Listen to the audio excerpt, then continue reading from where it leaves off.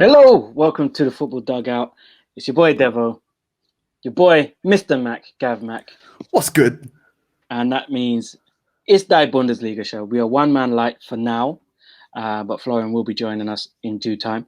You can follow us on the socials as going along the bottom of your screen there, as Gav has so nicely done, at TFB Dugout for us, the Dugout Boys, at 2 Up Top Football for Gav and his 2 Up Top Football Boys, and at Senor Loberon on Instagram for Florian, who will be here shortly. He needs to get a Twitter, man. He does. That will be our end goal. Before the end of the season, we're going to get him on Twitter. Even if I have to make it for him and he doesn't even know about it, we're going to get him. We're going to get him a Twitter at some point.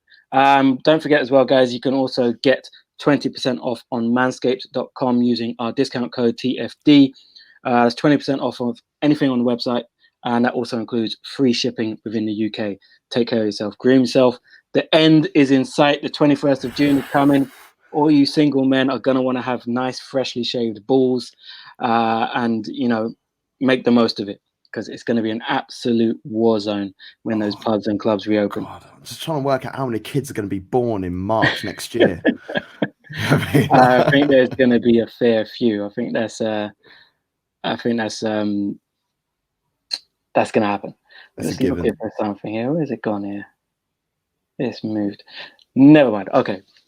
I was just looking for the no room for racism thing, but I think you've... Oh, okay. That should be there. That should be there. That should be there. There it is. There it goes. No room for racism. It really sounds silly having to say this in 2021, but unfortunately that's the world we live in. And we have a chance to change that if each individual person looks at this message, takes it on board and passes it on to others. There's absolutely no room for racism, whether it be online, in real life, anywhere. It doesn't make sense. It's silly. And we need to get past this. It's 2021. We should be better than that. No room for racism.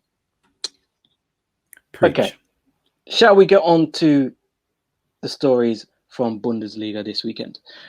And we're going to start with Gladbach versus Mainz. Gladbach, who are obviously taking on Real Madrid in the Champions League this evening. And they haven't really warmed up too well. A 2-1 loss at home to Mainz, who are really, as I said last week, they're fighting for their lives. And it looks like Mainz might just be able to pull off the great escape. Bo Svensson's gone in there as a new manager and they've been playing really well. Maybe not picking up as many wins as their play would merit, but this is one which they did manage to get over the line. A big win away to Gladbach. Goals from Owesinwo and Stoger, a late winner there, and reply from Stindl, which was a lovely goal. I like Stindl. Nice. Tidy player. Me too. Good player. We'll start with Mainz and then we'll make our way on to Mönchengladbach. Gav, can they survive? Yes, now. Next question. Only a few weeks ago we were saying they were done for. Them and Schalke, and we'll talk about Schalke a bit later on. But Mainz have actually shown that they've got fight. And how many games have they lost where they've been in the game as well?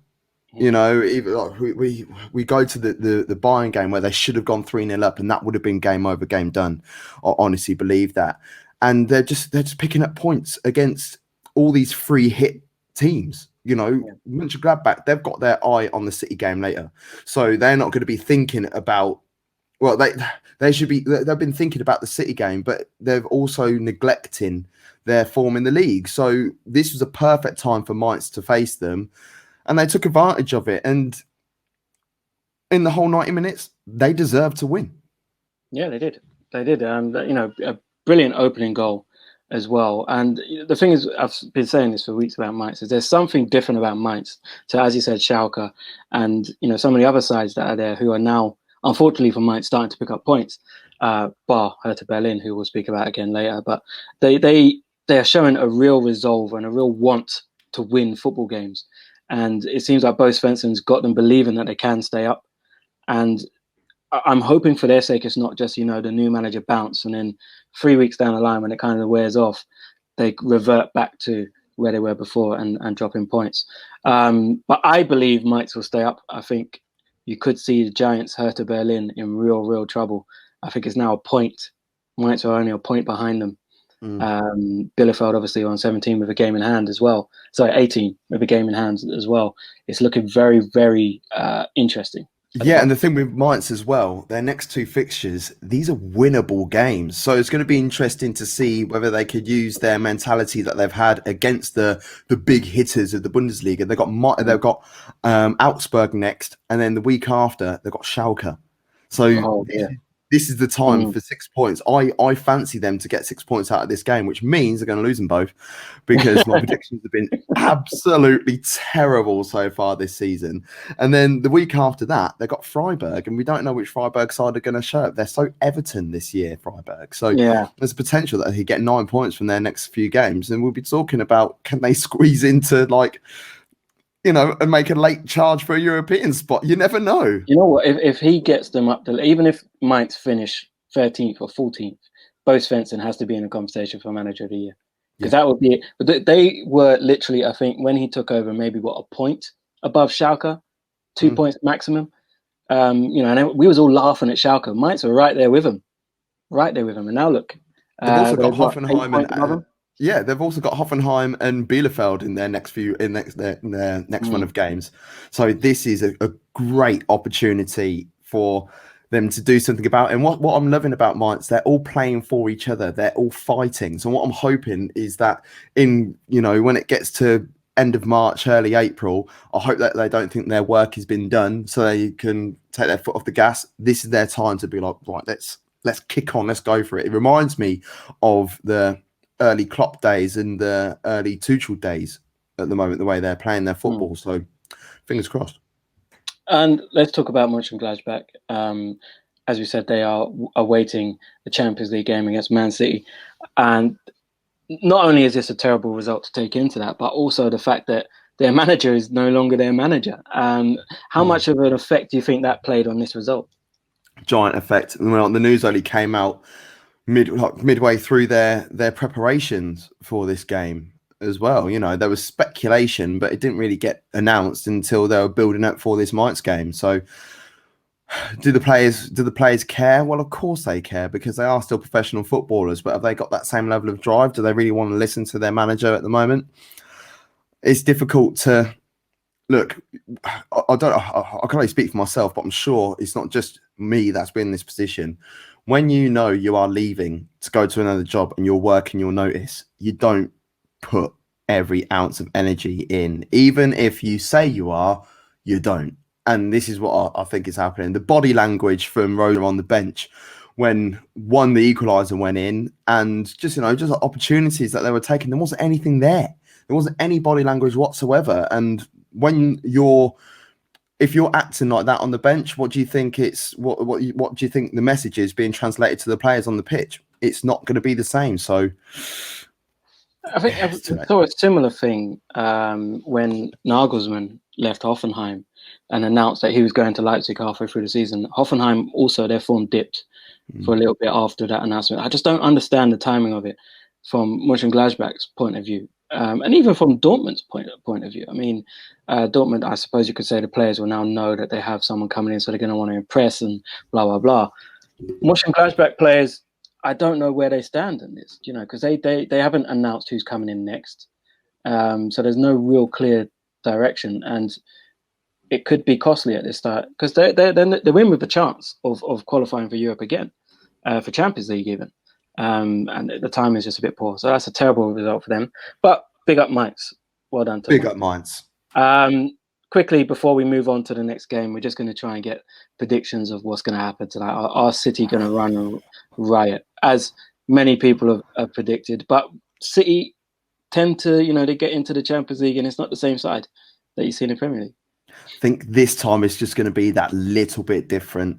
They're on an 18-game winning run. We were talking about this on the Two Up Top Premier League show at the weekend. It's not like they're unbeaten in the last 18 games, which is nice. They've won every single one of their last 18 games.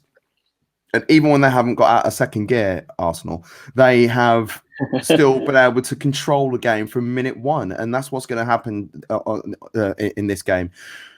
If the manager announcement hadn't been made, I would fancy Gladbach to be like, right, okay, let's try and shock them. Let's try and do something a little bit special here. But the attitude levels are not there at the moment. It could be a cricket score.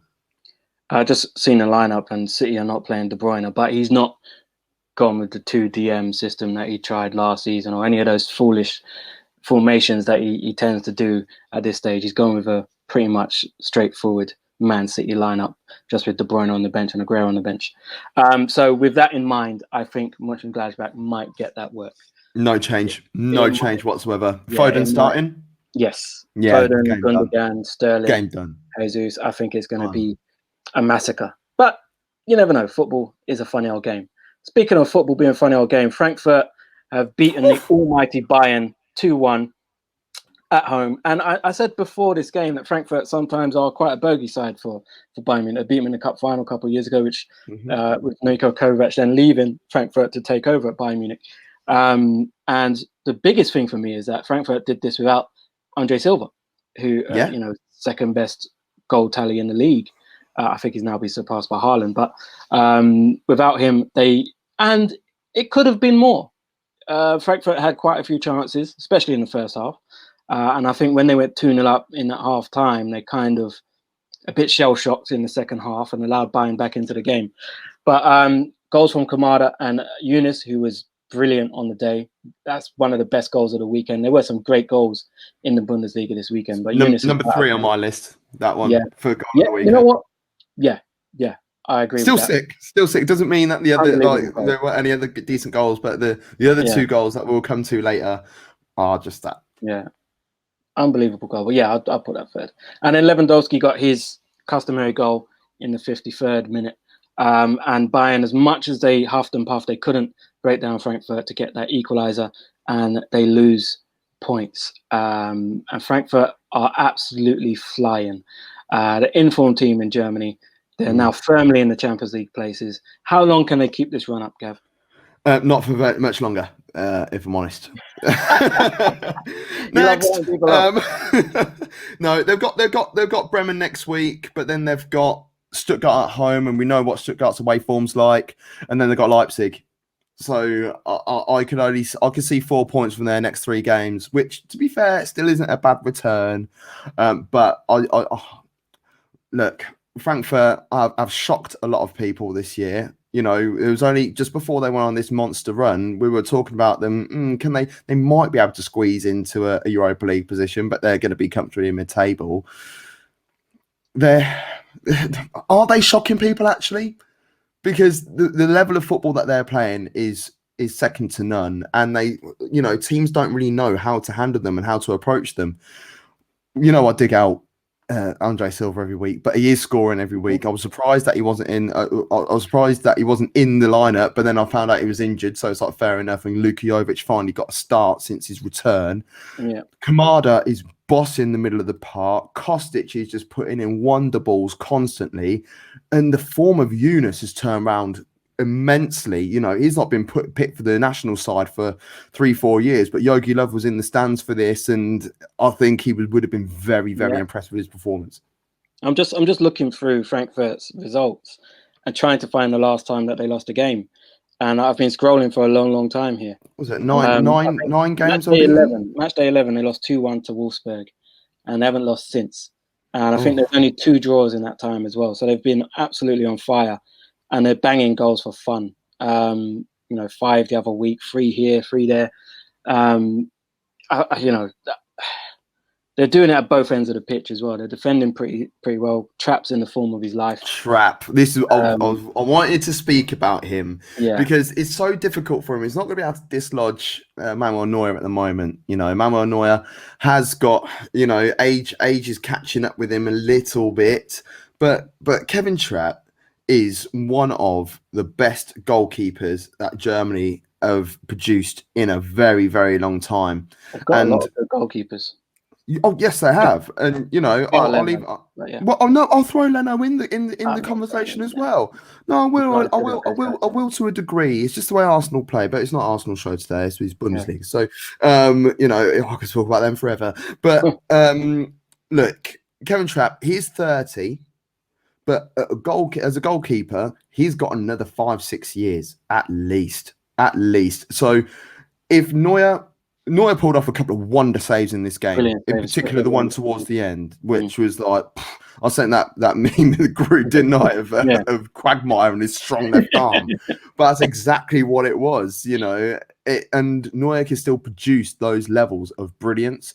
It only takes a couple of games for him to dip a little bit and for Kevin Trapp to continue on his run to try and, you know, force a little something. And also, you know, a lot of the old guard for the German national side have retired from the national side. So Kevin Trapp could hang around just a little bit longer. I can see Neuer retiring from international football at the end of the Euros, which then allows Kevin Trapp to go do a bit. I don't know, because the World Cup is so close behind it. I reckon he'll just play to the end of the World Cup and then give it up.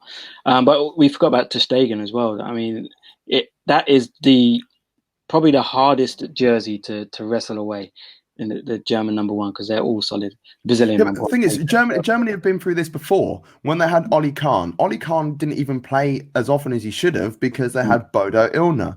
They also had Andreas Kupka as well. So Germany just know how to. It's a production line in Deutschland, isn't it? Yeah, I absolutely love it. So just a quick word on Bayern, because obviously they drew with Bielefeld, lost to Frankfurt, and then obviously the Champions League. Hey, here he is. Hey, Flo Ziv. Florian. Welcome to the party. Oh, look at the t-shirt. Where'd you get that from? I had the weirdest shirt. I'm so fucking proud. Finally, my 2 up top shirt. And we're on the dugout. Gav Mack. Cool.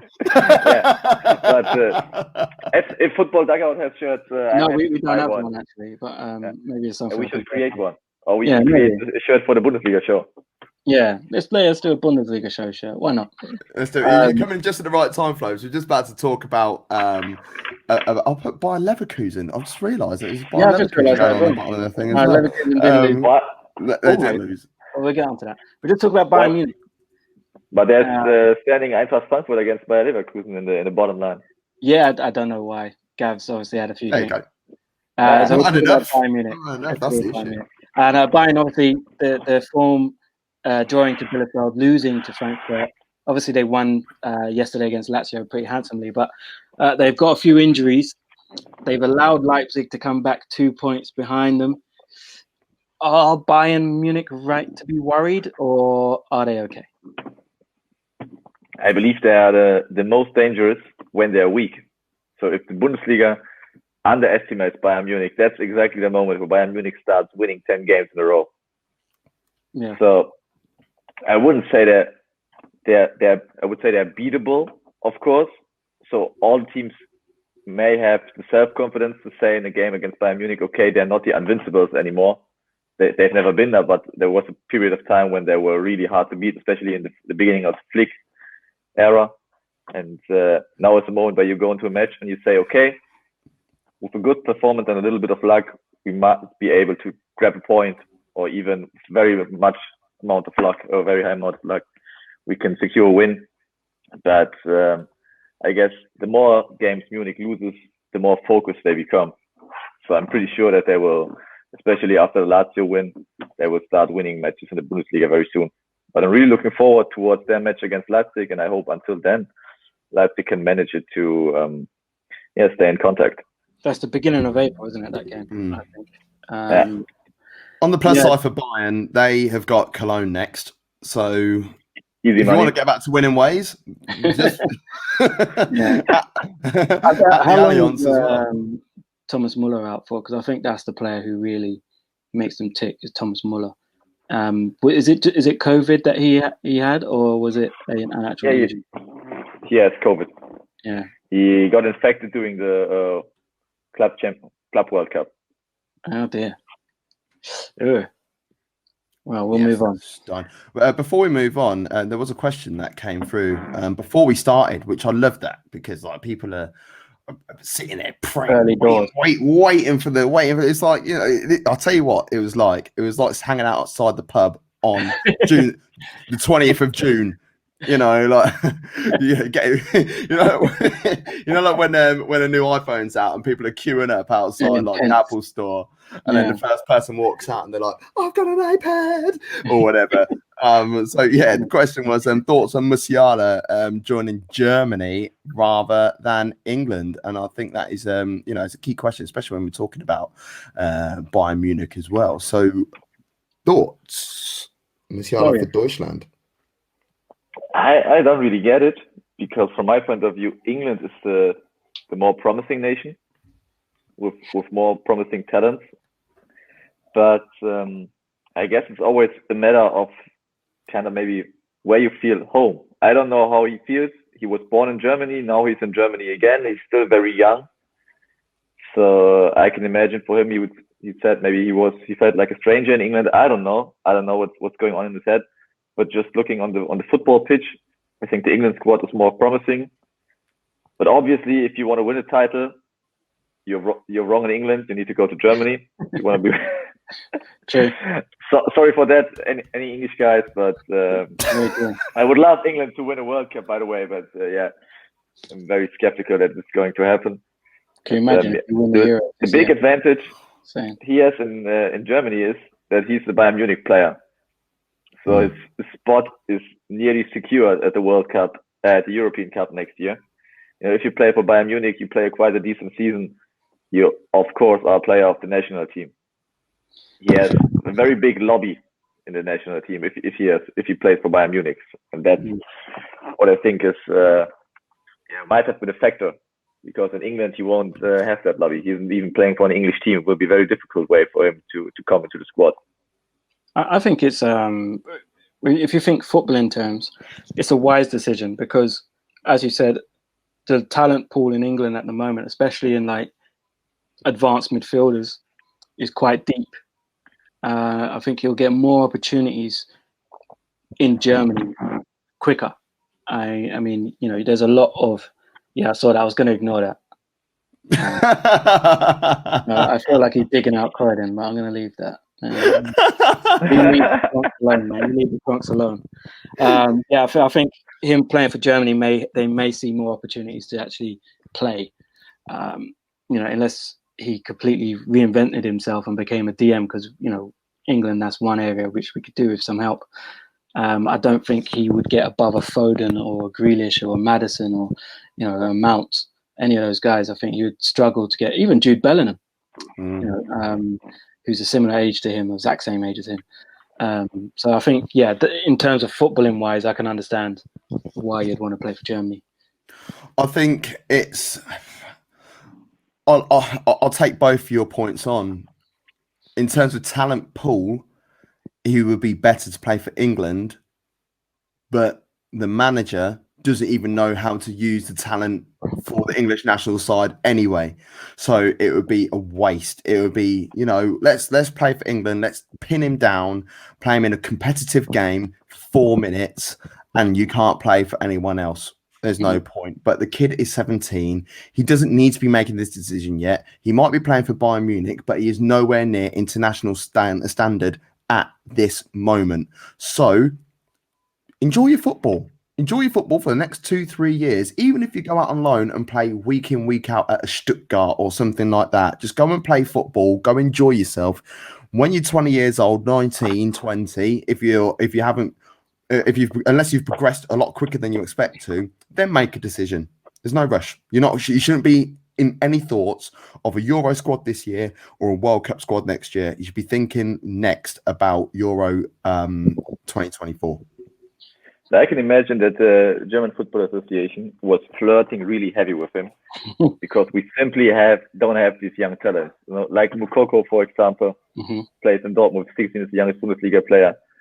He started playing for the under 16 national teams or under 15, and then stopped playing for the German national teams. And now he wants to start again for the under 21. So the German Football Association knows there's nothing really coming at the moment or coming up at the moment. So we had with Kimmich, Goretzka, for example, these were maybe Harvard if he develops, but these were the last really, really good guys, more than average guys in terms of international top level.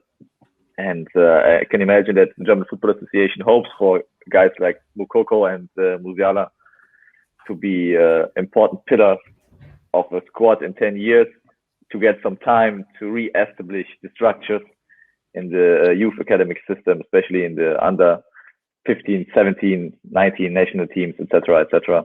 Because there's a huge process going on in German Football Association. We are building a whole new academy in Frankfurt, like you have it in England, or like France has it in Paris or Holland in Utrecht, for example. We missed this point many years ago, and that's one of the reasons why all the nations, just run away from Germany to the top. Okay, shall we move on to quite possibly the biggest game of the weekend? To club football, yeah. Oh, I thought you were on. I thought you were on about like Hoffenheim versus. No, Cologne versus Stuttgart. That was the big game of the weekend. You spelled the name right, Schalke 04. Yeah, that's good. Oh my God! Yeah. What's the result? I didn't even see that before. Oh my God, that's brilliant. Yeah. You know what? We laugh at Schalke every week. I'm not going to laugh at Schalke this week. I actually feel sorry for them.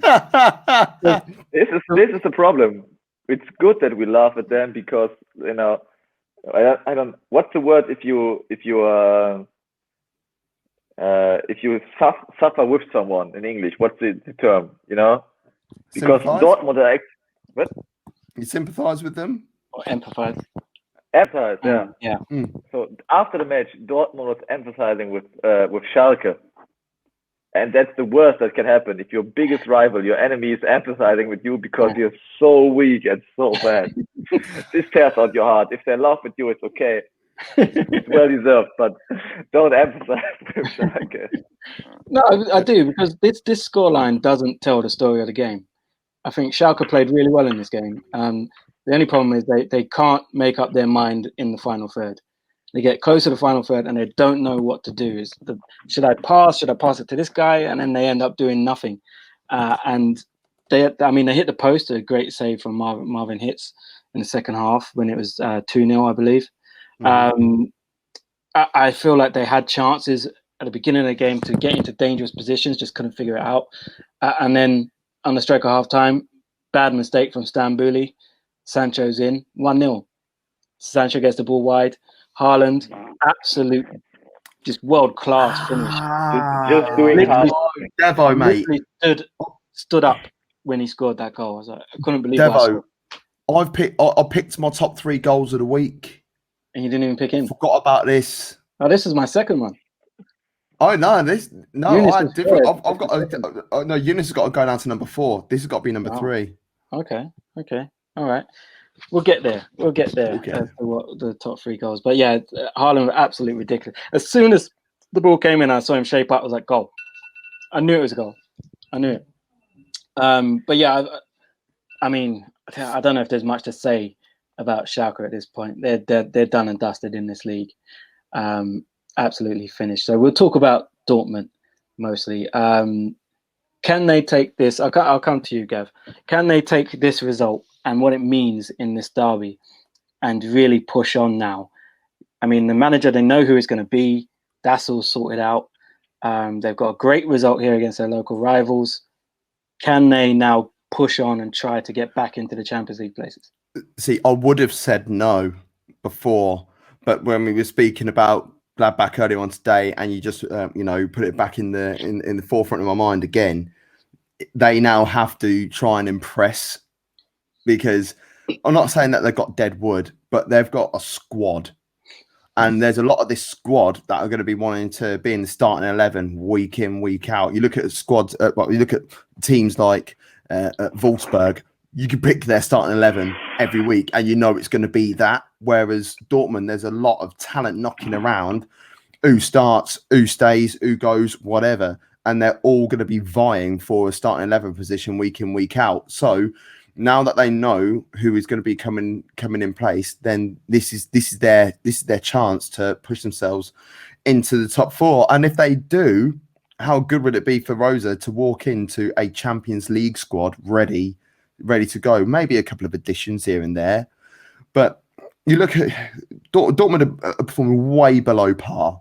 There's no denying that. They should be in second spot. Don't care what anyone else says. Wolfsburg have got a good side. Leipzig have got a good side. Gladbach have got a good side. Leverkusen, whatever. But they are the second best team in the Bundesliga. They should be in that position. So it could be enough for them to push on. There is still a bit of a gap, There's still 6 points between them and Frankfurt in fourth place. So I think that's the issue, isn't it? Frankfurt and Wolfsburg are absolutely just flying. Like neither one of those two teams look like dropping points every time they go on the pitch. Frankfurt just beat Bayern, for example. So that's one issue. Flo, just quickly, I'm going to quick thing about Schalke, because I don't want to dig out Schalke too much, but it's obvious they're getting relegated. Do you think that they're even good enough to come back up? The squad that they currently have, because I doubt they're going to keep Kolasinac. I doubt they'll keep Mustafi if they get relegated because they won't be able to afford them. Do you think that this could be the last time we see Schalke in the Bundesliga for a very long time? Well, there are two sides of the medal.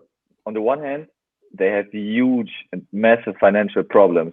So I guess there won't be much money to rebuild. Or on the other hand, you can't expect, or you have to expect even less money because you don't get the amount of TV money in the second Bundesliga, and you maybe you don't have fans in the stadium.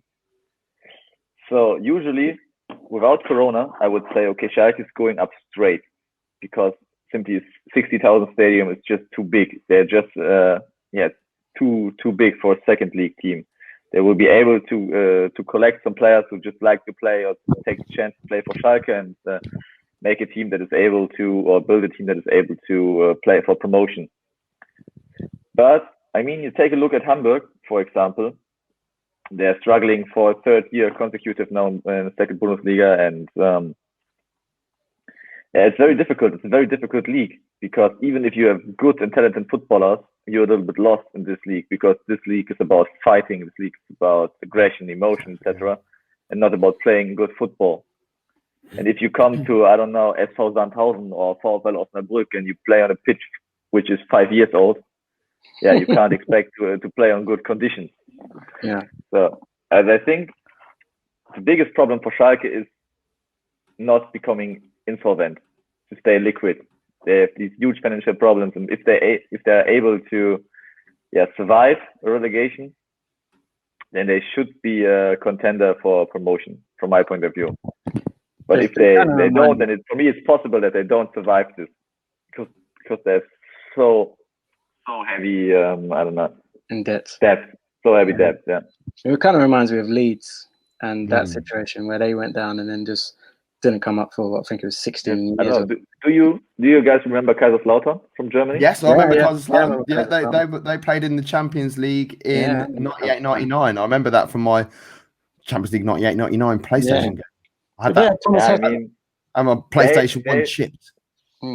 They were able to do something unique. They relegated in 1996, promoted in 1997, and were champions in 1998, immediately after their promotion. So I'm 100% sure this won't ever happen again. But nowadays, a couple of years later, they relegated again, Bundesliga 2, didn't manage to promote. And then it's the circle of death. You're playing Bundesliga 2, you have less money, but you still spend more because you have this big stadium, you have this big name, you pay higher wages for the players, for the coaches. You're not successful. And nowadays, Kaiserslautern plays in the third league in Bundesliga in Germany because they financially collapsed. And they're nearby to collapsing again and to relegate in fourth league or fifth league. So this is something which could happen to Schalke or maybe even Hamburg if they're not able to promote very soon.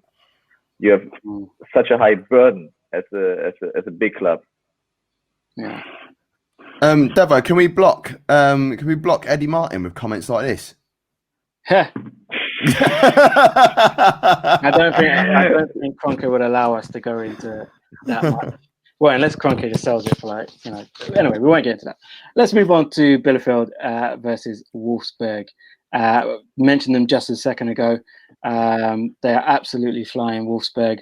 This was like a walk in the park, this game. It's not the same Bielefeld that played against Bayern Munich. Wolfsburg didn't give him a chance. 2 goals for Renato Stefan and a wonder strike from Maximilian Arnold. Is that one of your goals of the week? That Arnold strike? Yeah, that's my number 2. That was a great strike. But yeah, I wouldn't put it in my top 3. It was a great strike, though. You wouldn't put it in your top 3? No, I think Eunice's strike was better than that for me. But yeah, another great goal this weekend. Gav, Wolfsburg, when is this going to... That's 6 games now, clean sheets. 6 clean sheets in a row. Absolutely flying. How many points behind Bayern Munich are they? Are we talking about a sneaky... No, this is the thing. I saw Bundesliga English tweeted this the other day. I don't know whether it's Alex Chaffer who works on it or not, or whether he literally just likes and shares everything that they do and always get the pair of them showing up anytime they talk about it. But there's 7 points difference between them. Now, on a lovely run, that run's going to come to an end soon. Either they will lose a game or they'll draw, because they are draw specialists. They've drawn equal highest number of games so far in the Bundesliga with Frankfurt, Union Berlin and Gladbach. 9 draws. You can't. Funny. Both them and Frankfurt on 9 draws. Imagine if they turn just 3 of those draws into wins. It's a completely different picture, isn't it? Yeah. You see, that's the thing, because like Frankfurt's will get a point back. They gained a point from these, whereas Wolfsburg, I felt, lost 3 points. Dropped 2 points in a lot of these games as well. And that was the mentality at the beginning of the season. Everything's changed around a little bit. Wout Weghorst is scoring with his feet. Things that have been happening over the last 5-6 weeks, where he's been so used to getting balls whipped in by Stefan. But Stefan, I'm a big fan of Renato Stefan anyway, and he's in the right place at the right time doing bits and bobs. Baku, we spoke about enough times on here as well. They're really good at the back. Why can't they come second? That's right. They will come second if Bayern win the title. That's what I will say. If Leipzig win the title somehow, they will come third, but they will be playing Champions League football next year, and they deserve it. And I just really hope that they don't lose anyone next season. But the issue with Wolfsburg, as I mentioned a few moments ago, is that they're a starting 11 side. They remind me of Spurs a couple of years back, and you could argue Liverpool to a degree. That what their starting 11 is going to be. There might be 1 or 2 changes, but they haven't got enough depth in their squad, and because of that, they're going to fall, and it would be a shame. But if you're a Wolfsburg fan, enjoy it. Embrace every single moment of what's happening so far this season, because they deserve to be where they are. It wasn't that long ago that they did win the league, and they've got money, Wolfsburg. So if they do finish in the Champions League places, do you think, Flo, that next season they could perhaps push on in the transfer market and make a solid effort to try and put together a title challenge? The difficulty is with a big company in your background, like we have it with Bayer. We have this clause, and Wolfsburg has it too, that if we make profits, we give the profits to the company. If we make debt, the company pays our debt in a year. That's quite comfortable at the moment in the COVID times. But Volkswagen isn't anymore willing to spend as much money as they spent like 5 years ago, for example, because they were also suffering COVID crisis. They were suffering the crisis with the manipulated cars in America, etc. And I can imagine Volkswagen will push, but Wolfsburg needs to learn from their failures in the past. I mean, take a look at back in 2009, they finished, or they became champions, and afterwards they bought too many players that were not, motivated enough, who just saw the money. They wanted to be a big player, but didn't buy any mentality and lost their quality players. So they managed to rebuild in 2015, won the cup, finished second with Kevin De Bruyne, etc. in the squad. Yeah. And afterwards again, they they missed signing mentality in their team. They just signed very expensive players, names, etc. Like Andre Schürrle, for example, who were just a mess. They had to play the relegation playoffs 2 times in a row. Now they seem to have learned and have a good squad at the moment, but I don't know what happens if they come back to Champions League.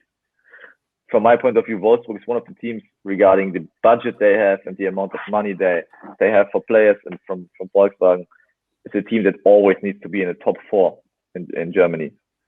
For a long time, for 2 or 3 years, they had the second or third expensive squad in the league.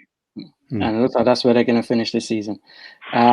Possibly either just behind or just in front of Red Bull Leipzig, who put some pressure back onto Bayern Munich with a pretty easy 3-0 victory in Berlin. Hertha Berlin are in the mud. The game was played in mud. That's one of the worst pitches I've seen in a long time. A wonder goal from Sabitzer, which is my number 1 of the week. That's my number 1. Yes, I think that's pretty obvious. And then Mukiele, after a terrible Guendouzi mistake, who tried to dive in his own box, and obviously didn't get the free kick. And Mukiele just said, "Thank you, out of that top corner, bosh." And then a header from Orban to round things off, an assist from Sabitzer. This was pretty straightforward for Leipzig. Hertha Berlin did have 1 or 2 chances. Cunha missed a good chance. There's some good last-ditch defending from Klosterman. But generally, over 90 minutes, Leipzig deserved a 3-0 lead. And this is a massive, massive win for them to put pressure on Bayern Munich. But do they really believe that they can topple Bayern Munich? Florian, I'll come to you with this. Julian Nagelsmann believes it. That's for sure, because he has the ambition. I can imagine if you come back from 7 points behind to 2 points behind, that the squad is in a comfortable position at the moment. So they're very comfortable at being challengers, being runners up, and just securing win after win every weekend. So if they lose the game, it's not that the whole country is saying, "Oh damn, you screwed it. You wanted to be Bayern Munich, or we didn't want to be Bayern Munich, the next champion, and now you screwed it." No, they're just gonna play their game, and if Bayern Munich drops a point, they'll be there. So I can imagine they believe, to answer your question, they believe in becoming champions. What they normally do is when Bayern fluff their lines, they fluff it as well. So I think this is probably the most pressure that they've felt in the Bundesliga for a long time. I honestly believe that, because they've just seen Bayern Munich lose their game against Frankfurt, who are also sniffing around them as well, and they said, by hook or by crook, we need to get 3 points out of this game. And they didn't. Yes, as Devo said as well, Hertha did have a few chances. They could have even taken the lead in this game as well. But they weren't prepared to let that happen. They were like, right, okay, we need to make sure that we step up to the mark. And they did. And yes, Sabitzer just having another glorious game. He's one of the best midfielders in world football. I honestly believe that. Well, he's definitely got one of the best long-range shots. This guy's just his goal in the Champions League was it last season with that volley outside of the foot. That's one of the most ridiculous things I've seen in a long time. And this is another one to add to his catalogue. Brief word on Berlin before we move on. New manager, same results, same individualistic performances. Players just kind of letting the team down. This week it was Guendouzi, who came off the bench and was terrible. Other weeks it's been Cunha, it's been this guy, it's been that guy. What can they do to stop the rot? Believe. Very, very difficult question. They pulled their joker with Paul Dardai, who's a coach who stands for mentality and who's experienced in fighting against relegation. But from my point of view, Hertha is very endangered to relegate because they have the worst position at the moment. Mainz is coming up. Bielefeld has nothing to lose. Cologne, Augsburg, Bremen, etc. They're a little bit more secure and they're not in such a heavy crisis because they belong in this area of the table. But Hertha, they have problems. They have an expensive squad. They're not prepared for playing against relegation, and this can be very, very difficult. I think it's my fault. I said, they were my dark horses to do well this season. And we all saw how that ended up. I said mid-table as well for them as well, but like they've Yeah. got Wolfsburg this weekend and they've got Dortmund in 2 weeks. Well, in week 3, so to speak, of the next 3 weeks. So it's bad times for them, especially the way Mainz are turning out. Yeah, and another team that was struggling and were very close to ending that struggle with 3 points is Augsburg, who drew at home to Bayer Leverkusen. It looked for a long time like Leverkusen wasn't going to get the equaliser, and then There were 8 tapped seconds. Yeah. 8 seconds away from 3 points, their first ever victory against Bayer Leverkusen. Yeah, and Flo, how were you feeling in like the 89th minute of this game? Well, first of all, in the beginning of the game, I felt very sad, but because this would have been a great weekend in Augsburg, arriving Saturday night in Augsburg. I know a great club over there, massive. I was partying there with all Bobadilla, former Augsburg player. Had one of the nights of my life. But I'm drifting apart. And this was the game starts, and you think this can't be possible. What's doing Lump there? His mistake. Yeah. Okay, you know, he didn't play a lot in the last couple of years. He basically never played a lot in his professional career, but he's a solid number 3. That's a little bit the problem. He was always seen as number 3, and Lennart Grill was bought as a number 2, German under-21 national keeper, rise in the shadow of Lukas Radetzky and then replace him one day. But obviously, he's not good enough. Was very sad. And then this mistake happens. I don't know. The team had such a lack of inspiracy, creativity. I don't know. There were 3 chances in a match, and the point is very lucky. But it felt like a loss because the gap to Frankfurt became bigger. Only good thing is maybe that if you score this last minute or last second equalizer, maybe it's good for the team spirit because you can say to each other, okay, we believed in it to score, and we did it in the end. So maybe it's like a point that could improve believing in their own strength, but nothing more. So all in all, a very, very frustrating noon for the Bayer Leverkusen fans. Yeah. They're now 5 points behind Frankfurt and Wolfsburg, and considering how their form is going, Gav, do you think that it's just Europa League for those guys? Is that Champions League a bit too far?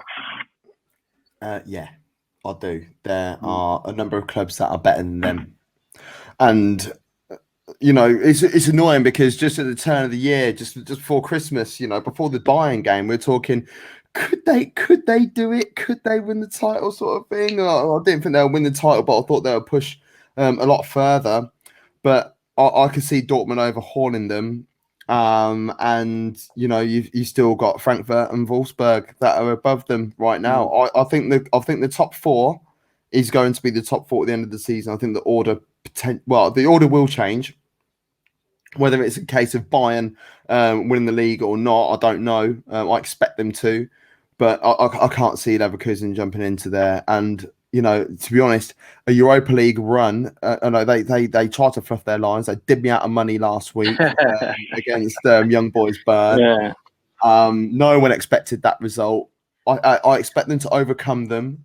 But if they were to put all their eggs in the same in that one basket and then get Champions League football next year, and like by winning it and getting Champions League football, I don't think they're ready to play Champions League football and confirm a top 4 finish for next year. So I'll just start thinking about next year if I were them. And quick word on Augsburg before we move on. They're now, I think, 6 points clear of Mainz, who are in the relegation position, and 5 points clear of Bielefeld, who do have that game in hand. But that's right. Do you think there's Augsburg are okay, or do you think they could? Because they've been on a terrible run of form.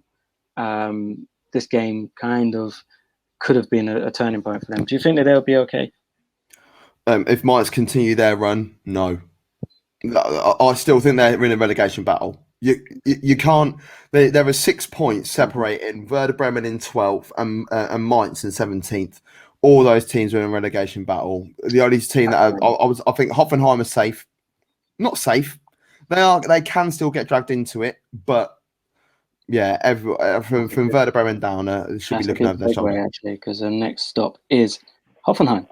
Look at that perfection. Hoffenheim needed this win a nice 4-0 victory against Werder Bremen. Bremen's defense was all over the place in this game. It's like they didn't even know who each other were. Do you know what I mean? You know those ones you turn up on a Sunday, like, do you fancy a game? Yeah, all right. And you don't know any of your teammates. You just have a kick about. That's what Werder Bremen were like. Goals from Bebu, Baumgartner, De Boer, and Ruta on his Bundesliga debut. Bebu's come up with some goals recently, which is good because they need someone else banging goals if Kramaric isn't on it. Baumgartner's had a good season as well. De Boer's now got a couple of goals in recent weeks. Hoeneß needed this win. He's been under pressure. Hoffenheim have been underperforming. We've said it a lot in this episode about turning points, but could this be a turning point for Hoffenheim? Because there's no way they should be in this relegation battle. I'm hoping it is going to be a turning point because they almost fluffed their lines as well in the Europa League. They were 3-1 up and they were cruising, and they looked really damn good in that first half. And I said this, if you remember, when the Europa League finished, I said, like, it's their Europa League form. They need to be bringing that Europa League form into the Bundesliga, and they're not doing it.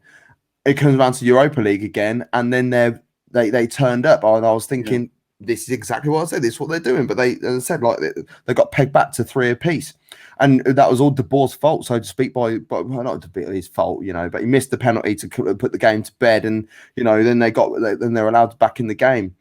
And De Boer, I felt like he felt guilty for that, so he took the game by the scruff of the neck and took the game to Werder Bremen. I thought he was the man of the match on the day for sure.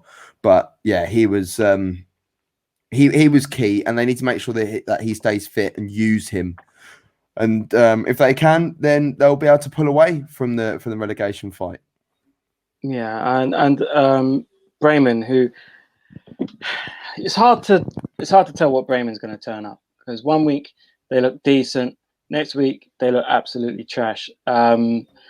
Flo, do you think Bremen are in deep trouble in this relegation battle, or is it a case of there being teams worse than they are, so therefore they'll be okay? Well, for me, most of the team in Bremen is trash. Actually, maybe to flatter Gav, I would say Leonardo Bittencourt is not. Oh, right, okay, yeah. But no, I don't know. It's just average players in Bremen, maybe less than average. But what they were missing last season was a little bit of luck, and they have this luck this season. They don't have that many injury problems as they have last season, and I'm pretty sure they won't play a good season. But I'm also very sure that there will be teams that will be worse.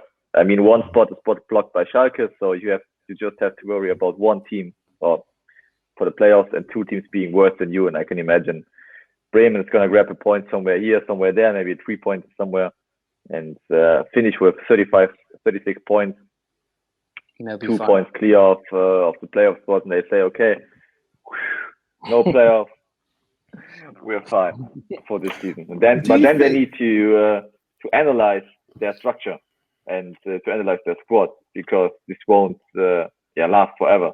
One day, look at Schalke, you'll have lost to the others, and then Flo, do you reckon that Bremen will end up in the playoff spot again this year, and then win it, and then next season be challenging in the top 4, like how Wolfsburg have done in the last couple of years? No, I don't think so, because Bremen is lacking the money. I mean, remember the years between 2002 and 2012, for example, when they were playing in the Champions League all the time. They were the number 2 in Germany before Dortmund rise, and they just spent all the money from that time and completely lost the connection to the top of the league. I don't know what happened over there. They tried to save some money. I don't know, but they just saved too much. And now the squad is shit, and it's very difficult to come away from that squad. Yeah, they don't have this big sponsors who push so much money in them or in the club like the others. So for me, on a very long period of time, Bremen will be just a mid-table club, just a very uninteresting club, just interesting for Bremen people. I don't know.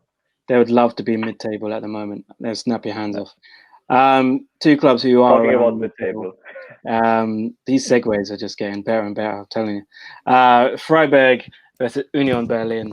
1-0 victory for Union Berlin. Could have been more. They had a few chances. Prommel with the singular goal. And just a quick word on him. I signed him when I was Bochum in Football Manager, and he went on to be an absolute rock in central midfield. So yeah, if you're playing Football Manager and you're not the best team in the world and you're looking for a decent central midfielder, have a look at him. This game is basically between the two sides who are trying to be the best underdog of the season, and they keep kind of flip-flopping on each other. There's not much to say about these two sides, is there? You know, they're plugging away, they're doing well. Fair play to them. Shall we move on? I just want to say it's nice that Union Berlin.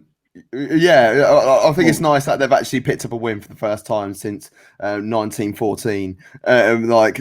Because they've had an awful run, haven't they? We were like, oh yeah, they're doing all right. You know, can they stay in Europe? Can they do this? Can they do that? So they're hoping for one of the teams above them to be winning the Pokal, and by doing that, 7th spot will get them. I mean, both teams are only 3 points behind Dortmund in the Europa League places, so it's not necessarily gone. Sorry, Freiburg have got 31 points. Yeah, one interesting point about Union Berlin is, I don't know if I've said that already, but they recently became the biggest club in the city officially.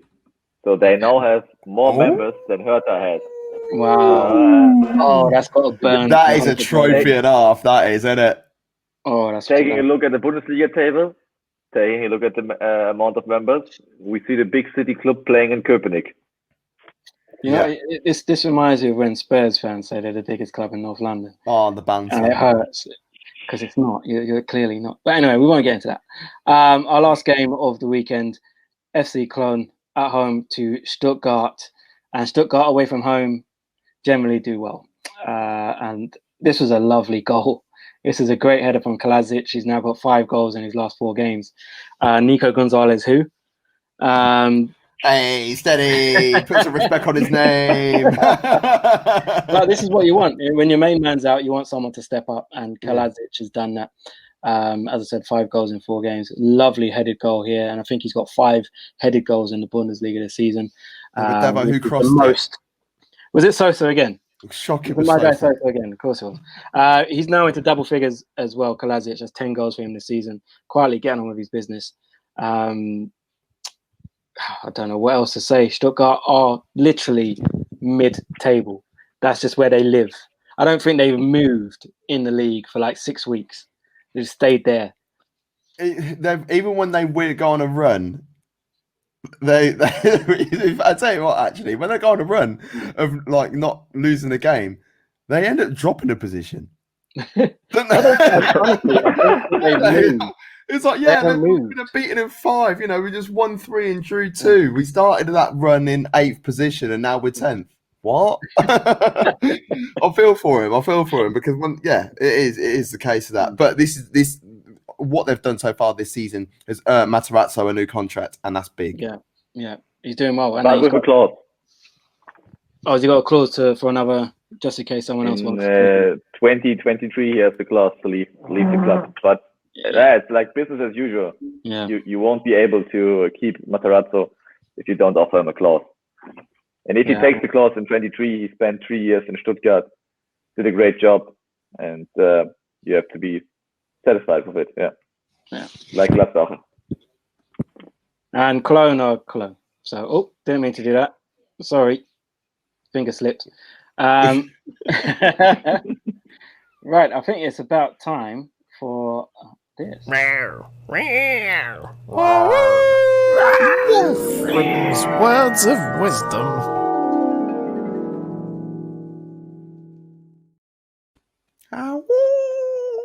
Right, so Flo, tell us about this. We know who the gentleman on the right is.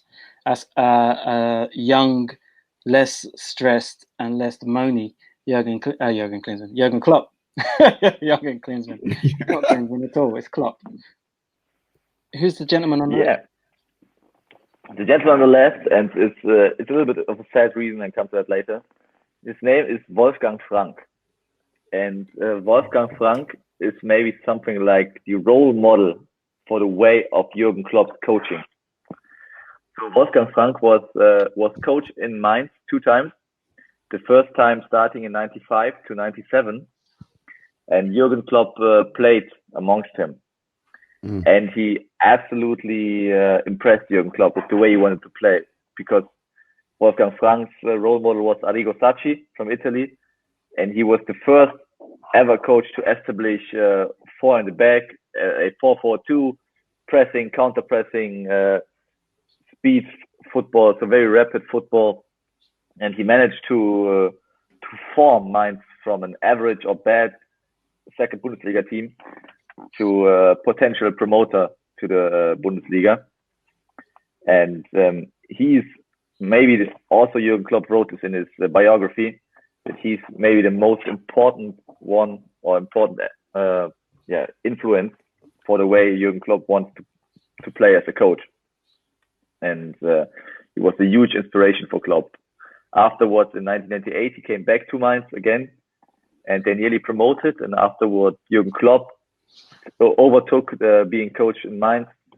And Wolfgang Frank was a massive inspiration. But sad thing on the one hand is that he was never really appreciated as a coach. So he was always just coaching second league sides or third league sides, Austria, Wien, I don't know, what is the AS Eupen in Belgium. And last Sunday would have been his 17th birthday, 70th, not 17th, obviously. 70th birthday. Yeah, he died in 2013 from cancer, but it was regarding his 70th birthday, he was really appreciated in the German football landscape for the way he was shaping German football in the shadows, because many coaches who established afterwards established because Wolfgang Frank, all from that Mainz team. I mean, David Wagner, Thorsten Lieberknecht is quite good in second Bundesliga with Braunschweig for a long time. Marco Rose, Sandro Schwarz, they all were at Mainz. Yeah. So he's like the godfather of all these coaches. Yeah. But he was never really appreciated, and I thought it would be quite interesting just to show, like, because we're mostly streaming to English guys, show the English a man from the shadows. Yeah. That's a nice one. I like that. That's a lovely one. I think that's the nicest one.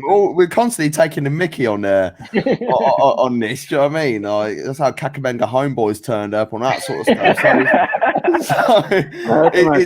It's really nice to have a nice words of wisdom, and it's also is a reminder that, you know, it's almost like a don't forget where you came from and know your roots. So yeah, beautiful one that was. Well done, Flo. Right, shall we have a look at the table? Let's do it. Let's do it. And there's the bottom half of the table. I'm not going to crack a joke about Schalke because I do feel sorry for them this week. They played pretty well against Dortmund. Got beat 4-0. Mainz. That's right. Mainz 17th. Because look at that. There's no movement in the bottom half of the table. No movement whatsoever. Mainz in 17th with 17 points, now only a point behind Bielefeld and Berlin. Obviously, Bielefeld have that game in hand against Werder Bremen, which could be a massive game. That will be a massive game. I think that's been rescheduled to, is it March 3rd?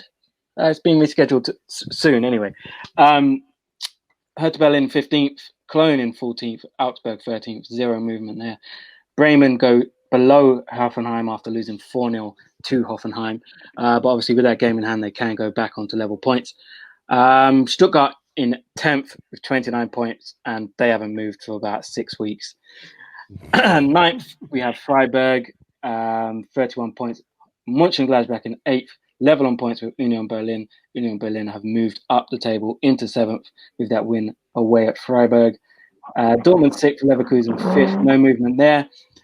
And then into the Champions League places, Eintracht Frankfurt have actually dropped a place after winning at home to Bayern Munich because Wolfsburg won by 3 clear goals, taking them above them. But that's what I mean. That's exactly what happens to Stuttgart all the time. You know, we've won, we've dropped a position. How has this happened? And then Leipzig in 2nd, Bayern Munich obviously 1st, but the gap is only 2 points. The goal difference is quite different. 9 goals ahead are Bayern Munich. But Leipzig are right there with a chance. Fingers crossed we can get this down to the wire. I would hate for this to be one of those things where Bayern just pull away and win the league with 7 games to go or whatever. Friday night's fixtures. Let's have a look here. We had Werder Bremen at home to Eintracht Frankfurt. Nobody wants to take on Frankfurt at the moment. So after a 4-0 drubbing, that's the last team you want turning up at your patch where you've only won 1 game in the last God knows how long. Not looking good for Bremen. I think they've only won 1 game at home since, what was it, 1936. On to Saturday's fixtures. Bayern Munich at home to Cologne. Poor Cologne. Dortmund at home to Bielefeld. Wolfsburg at home to Berlin. Poor Berlin. Stuttgart at home to Schalke. Poor Schalke. Yeah. I feel sorry for all the teams. Anyway. Basically, all of the away teams. All the away teams that are playing on Saturday afternoon, Oh, I apologise for already. And then Well, the to be honest, Saturday Schalke is evening. always poor Schalke. Yeah. Saturday evening is Leipzig at home to Mönchengladbach. I wonder which Gladbach is going to turn up. Could be a tasty game there. Sunday lunchtime kickoff, you have Union Berlin at home to Hoffenheim. That could be a tasty little game as well if Hoffenheim take the confidence into that. The afternoon kickoff, Mainz at home to Augsburg. That's a 6-pointer right there. And then Sunday evening, we have Bayer Leverkusen at home to Freiburg. Which Bayer Leverkusen is going to turn up, Flo? I like the fantasy that there will be another Bayer Leverkusen than the match in Augsburg. So I guess it will be the Augsburg Bayer Leverkusen. All right. So do you want to just go through the comments? Anything that took your fancy there? This was quite funny. There's no way Leon Goretzka isn't on steroids. Yeah, he's weight. It's crazy. But they do it. Yeah. Remember, like even Coutinho, when he left Bayern, he was huge. Yeah, there's something going on. Honestly, Yeah, the Schnitzels. These are the Schnitzels in Germany. I reckon they've got some Jamaicans and stuff there, working behind there, just giving them some proper hard food. Yeah, that's what I think is going on, because there's nothing else that's going on there. Erhan said he actually reckons that he will replace Muller soon. That's about Musiala. That's a shout, but Muller's still got a long time left. The 2 games that are standing out to me are the Leipzig Gladbach game and the Mainz Augsburg game. They're the 2 games that I'm invested in every Bundesliga game. You know that we do the show, but they're the 2 games that I'm heavily investing in this week. I want Mainz to win that game. I'm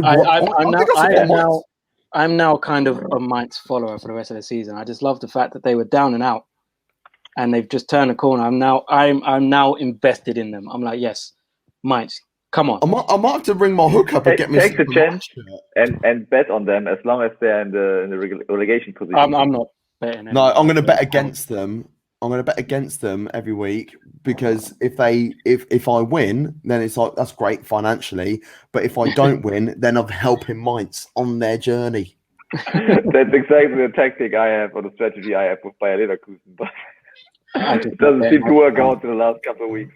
Last time I did that, Birmingham City won the League Cup. Anyway. All right, guys. So that's all we got time for. So thank you once again for watching, all of you guys. Remember, you can follow us on our socials. You got TFB Dugout for us, 2 Up Top Football for Gav and the 2 Up Top Football guys. That's on all socials. And then at @senior_Laboron on Instagram if you want to follow Florian. It's been a great show, guys. I'm going to say Auf Wiedersehen. Goodbye. What's that? How's that song go? Goodbye. Farewell. Anyway, bye.